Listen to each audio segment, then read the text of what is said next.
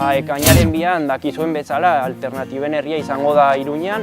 Alternatiben Herria azaltzeko bada eskubide sozialen kartak antolatzen duen ekimen bat, eta aurten Iruñean antolatuko dena.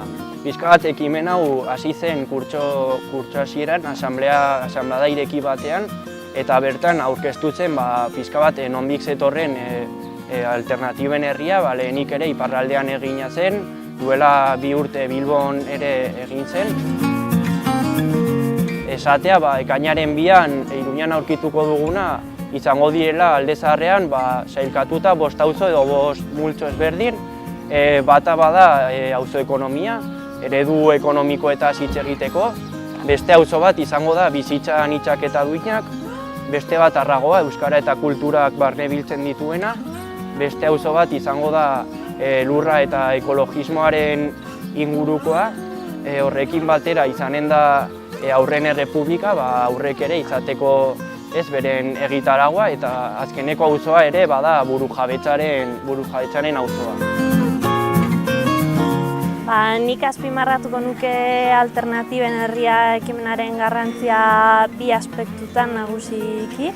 Batetik gazte bezala, egun bizi dugun egoera prekarioaren aurrean, gure bizi proiektua beste parametro batzuen arabera egituratzeko aukerak ikusteko balio duen espazio bezala, bai norbanako bezala, baina baita kolektibo bezala ere, eta bestetik herri bezala duen garrantzia azpimarratuko nuke ez. Alternatiben Herrian ikusiko delako Euskal Herrian badaudela milaka alternatiba, eta beraz badaudela aukerak burujabetza herri bezala eraikitzeko, eraldaketa sozialaren ikuspegitik eta herrigintza ikuspegi batetik ez, eta herri bezala kapitalismotik deskonektatzeko badagoela indarrak eta badaudela egitasmoak, eta Alternatiben Herriak erakusten du nola konfluitu dezaketen eta nola ahalbidetu alduten eztabaida hori burujabetza prozesu baten baitan eman daitekena herri bezala askatzeko, bai nazionalki, baina baita sozialki ere.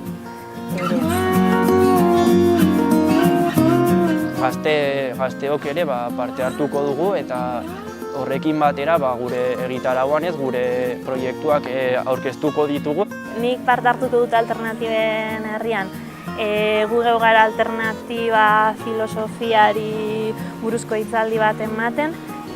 Filosofia honen jatorria duela 2016ko abenduan Barañainen bertan ospatu genituen gaztereiki topaketetatik dator, bertan hainbat gazte mugimendutako kide elkartu ginen alternatibei buruz hitz egiteko ere, nola gure bizitzako esparru ezberdinetan autogestiotik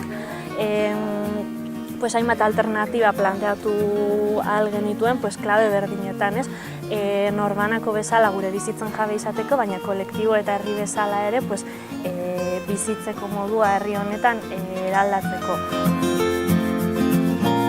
Alternatiben Herriak bilatzen duena oroar bada, ez? Burujabetza hitz egiten dugunean, burujabetza modu zabal edo integral batean ulertzea, esparru ezberdinetan, eta beraz, burujabetza eskuratzeko, hitz egiteko eta planteatzeko eredu honi, alternatiba batzuk errealak eta martxan daudenak, horiek laguntzeko eta alternatiba berriak lortzeko, ez? Egongo dira gauza orokorragoak, baina ere gazteok ere sartu ditugu gure proiektuak eta auzo ezberdinetako egitarauetan, eta aukera dago parte hartzeko.